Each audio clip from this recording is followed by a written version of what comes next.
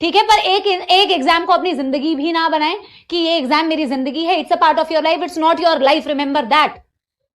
आप ने अगर नीट 2026 का पेपर देखा होगा या आपके लिए भी नीट का पेपर आया होगा, देखो हर साल बच्चा ये बोलता है हमारे टाइम पे टफ आ जाएगा, हमारे टाइम पे प्रॉब्लम आ जाएगी। मैम हमारे टाइम पे ना पेपर टफ आएगा, हमारे टाइम पे पेपर टफ आ जाएगा। अच्छा, टफ और इजी पेपर चाहे कैसा भी आए, आप मेरे को एक बात जेन्युइनली बताओ तो लगा दे, मेरे को आप एक बात जेन्युइनली बताओ बेटा, पेपर चाहे कैसा भी आए, लेंदी ना आए, बहुत इजी आए, मॉडरेट आए, इजी आए, टफ आए, जैसा भी आएगा वो सबके लिए एक ही जैसा आएगा।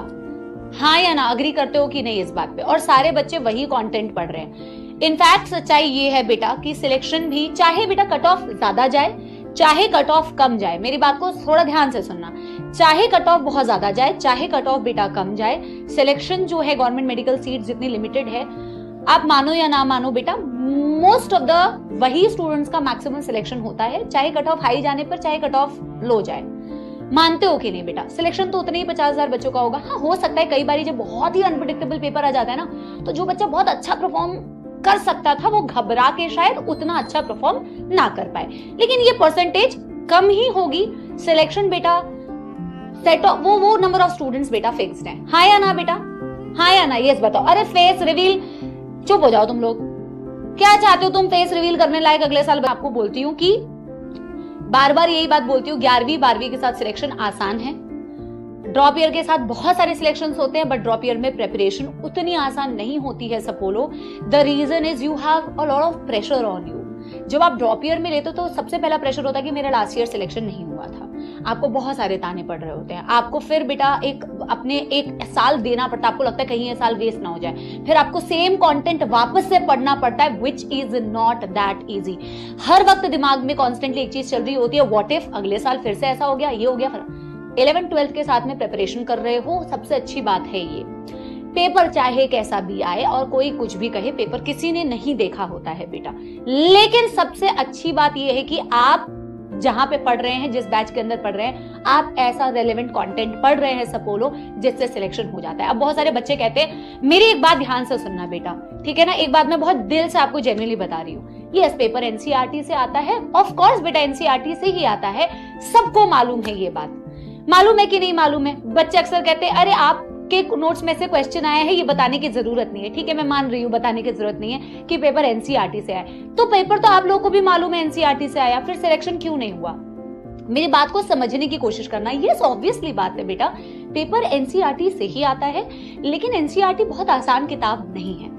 एनसीईआरटी को हर टीचर बेटा कोशिश करता है कि अपने नोट्स के अंदर इनकलकेट करने की कोशिश करे, सिंप्लीफाई करके बेटा आपको समझाने की कोशिश करता है, ठीक है ना।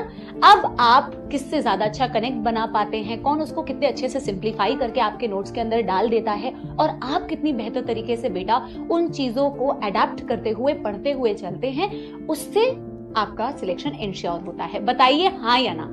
तो क्या करना है आपको, ये बात समझ में आई? आपको करना है सिर्फ बेटा बैच को follow, and I am telling you, आप सेशन के एंड तक जाते जाते यूट्यूब का वेट करेंगे, आपको लगेगा यूट्यूब पे कोई सीरीज आ जाए और आप केवल टाइम वेस्ट कर रहे होंगे। मैं ये नहीं कह रही हूँ कि यूट्यूब की सीरीज अच्छी नहीं होती है बेटा, हम जहां भी पढ़ाते हैं वो सीरीज बहुत अच्छे से पढ़ाने की कोशिश करते हैं, बट मैं आपके पॉइंट ऑफ व्यू से बोल रही हूँ कि क्या आपके लिए वो बेनिफिशियल बहुत ज्यादा होगी उस टाइम पे, या ये बेनिफिशियल होगा कि आप सेशन के शुरुआत से बहुत अच्छे से पढ़ो। आप अगर सेशन के एंड तक आते आते बेटा पूरी बर्बादी करते हो, जैसे आपने 11वीं बर्बाद की है, तो आप बहुत प्रेशर के साथ में पढ़ाई करोगे यूट्यूब से।